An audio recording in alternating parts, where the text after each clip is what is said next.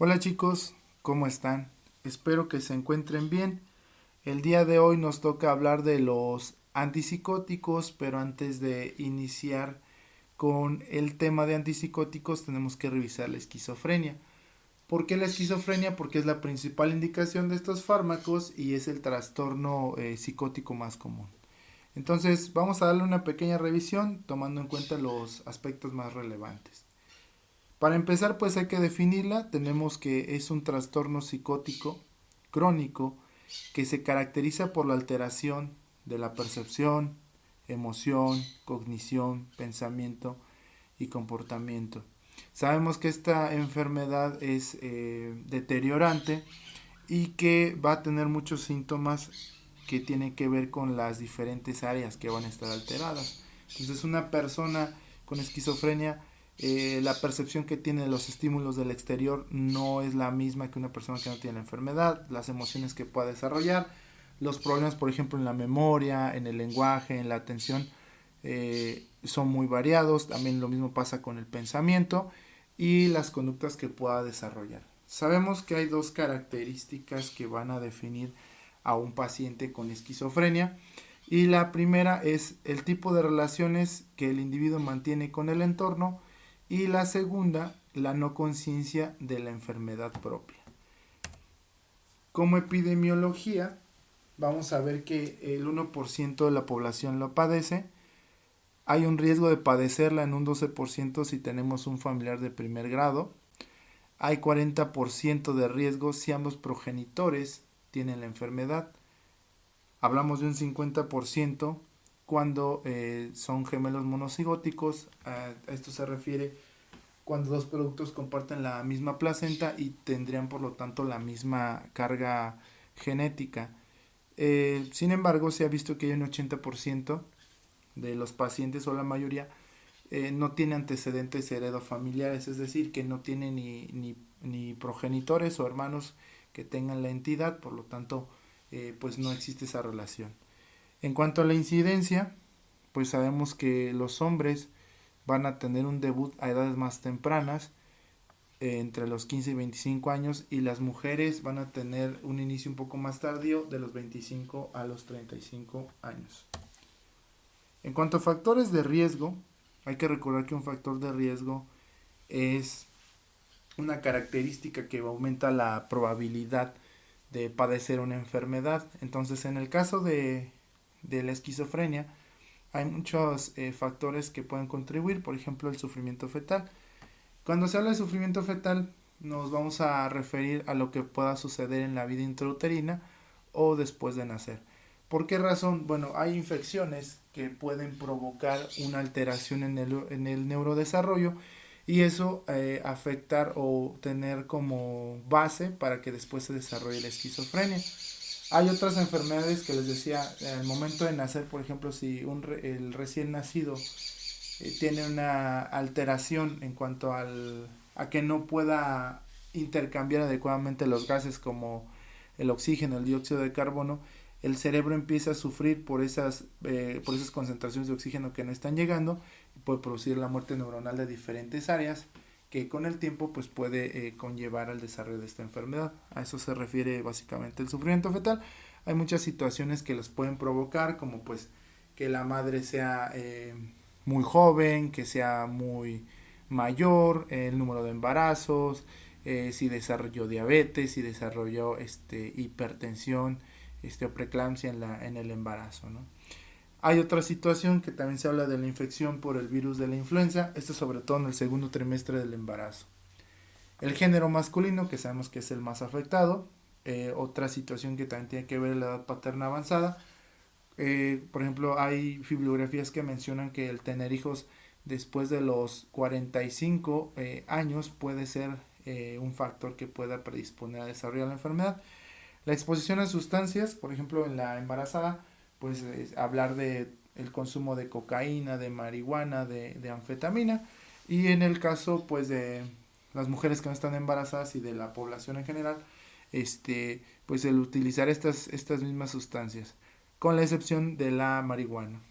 En el traumatismo craneoencefálico también tiene que ver cuando, sobre todo cuando hay una pérdida del estado de alerta, es decir, que a consecuencia de ese traumatismo la persona haya quedado inconsciente y haya tardado en recibir atención, porque pues eso va generando una muerte neuronal, ¿no? Igual se ha visto que hay una mayor predisposición en cuanto a vivir en áreas urbanas que las rurales, ¿verdad? Las crisis convulsivas, sobre todo las que debutan en edades tempranas, hablando pues de la infancia. Entonces, estos serían los factores de riesgo que tendrían mayor peso en cuanto al desarrollo de la enfermedad.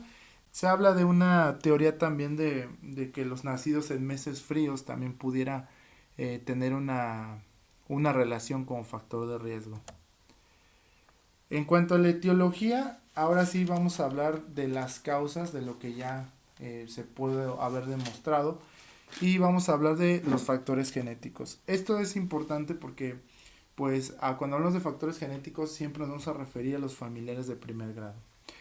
En cuanto a alteraciones bioquímicas, vamos a hablar de las alteraciones de los neurotransmisores, en este caso de la dopamina, la serotonina, del glutamato y del GABA. En cuanto a la neuropatología, pues vamos a hablar de los problemas que pueda haber en diferentes estructuras del sistema nervioso, por ejemplo, el aumento de la dopamina en los ganglios basales, la dilatación del tercer ventrículo, los cambios en la densidad neuronal y una disminución del tamaño en el hipocampo, la amígdala, la circunvolución parahipocampal, el área prefrontal, etcétera. Y cuando hablamos de neurotransmisores, por ejemplo, pues ya habíamos comentado esto cuando vimos el tema de ansiedad. Aquí también van a tener un papel importantísimo. Hablar de la dopamina sería centrarnos en el principal neurotransmisor que tiene que ver con la producción de la enfermedad, porque va a haber su función en exceso o su función en disminución, va a producir tanto los síntomas positivos como los síntomas negativos característicos de la enfermedad. Cuando hablamos de la serotonina, el decir que puede causar la enfermedad, pues se ha planteado porque el exceso de serotonina es la causa igual también tanto de síntomas positivos como negativos de la esquizofrenia. Esto se demostró porque hay fármacos que son antagonistas de esta serotonina y pues ha reducido los síntomas de estos pacientes. Por eso es que se llegó a esa conclusión. El GABA también tiene que ver porque pues el GABA tiene un efecto regulador sobre la actividad de la dopamina. Entonces, cuando hay una pérdida de estas neuronas que van a limitar como la actividad de la dopamina, pues obviamente que no va a haber quien detenga a estas neuronas, no van a estar transmitiendo su información de una manera descontrolada y por lo tanto eso puede hacer la aparición de síntomas. En cuanto a la noradrenalina, pues también se ha visto que tiene relación. Esto porque se ha visto, por ejemplo, la anedonia, que es la alteración de la capacidad para demostrar la satisfacción o una disminución de la capacidad para experimentar placer, se ha identificado como una de las características principales de la esquizofrenia y se podía explicar por el deterioro neuronal dentro del sistema de refuerzo en el que tiene que ver la noradrenalina. Y finalmente el glutamato. El glutamato pues sabemos que es el principal neurotransmisor excitador del sistema nervioso. Entonces el glutamato resulta ser hasta tóxico para las células porque un estado de activación sostenida puede hacer que esas neuronas puedan morir. Entonces el glutamato participa en la esquizofrenia porque va a haber lugares donde va a haber una hiperactividad y va a haber lugares donde hay una hipoactividad en la corteza cerebral. Y centrándonos en la principal hipótesis dopaminérgica, vamos a hablar de la dopamina. La dopamina sabemos que tiene funciones tanto de neurotransmisor como de hormona y van a ser muy variados. En cuanto a hormona, pues sabemos que se libera en la glándula suprarrenal, sobre todo en su médula. Y esta dopamina tiene funciones motoras, para el tono muscular. Esto donde lo veríamos por ejemplo, en el Parkinson.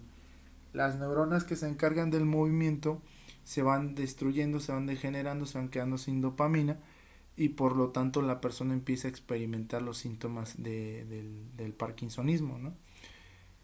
Tiene que ver con la motivación, la afectividad, en los procesos cognitivos, en el placer, en la recompensa, en la adicción, en la regulación neuroendocrina, en las funciones cardíacas y funciones renales, en el hambre y en el movimiento del intestino. Entonces, de los más importantes, en este caso, por ejemplo, hablar de los procesos cognitivos, hablar de lo motor y sobre todo la regulación neuroendocrina también, recordando porque la dopamina es el principal bloqueador de la actividad de la prolactina. Entonces, si no está esa dopamina presente, la prolactina puede estar trabajando, ¿no? Entonces, a eso se refiere con regulación neuroendocrina.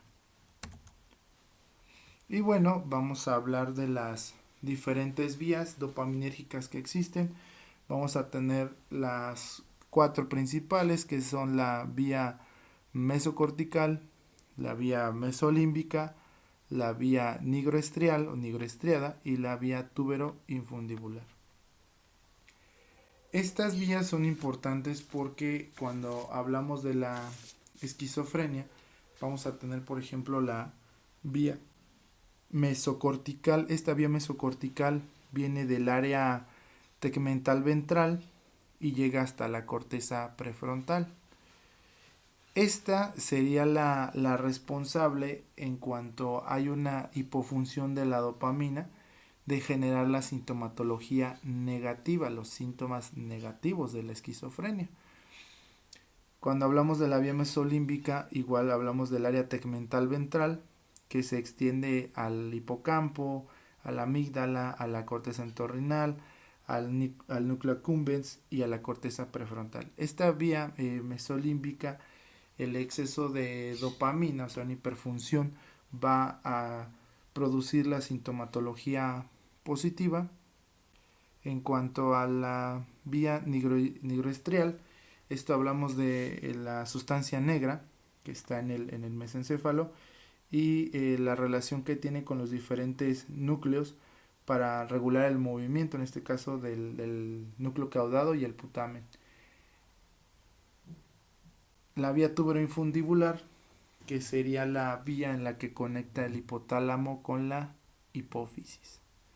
Entonces, estas pudiéramos verlas para explicar el cuadro clínico que tiene una persona con esquizofrenia, a sabiendas, pues, como mencionábamos, ¿no? La hipo o hiperfunción de la dopamina en la vía mesocortical o mesolímbica va a generar los efectos, los síntomas, perdón, tanto positivos como negativos. En la vía nigroestrial, lo que afectaría o lo que haría sería que se producieran los efectos adversos. Lo mismo pasaría con la vía tubero-infundibular. Entonces, a sabiendas de esto, vamos a dejar el video hasta aquí. Para mañana estaremos hablando de los diferentes receptores y vamos a tratar otra vez de explicar las funciones que tienen.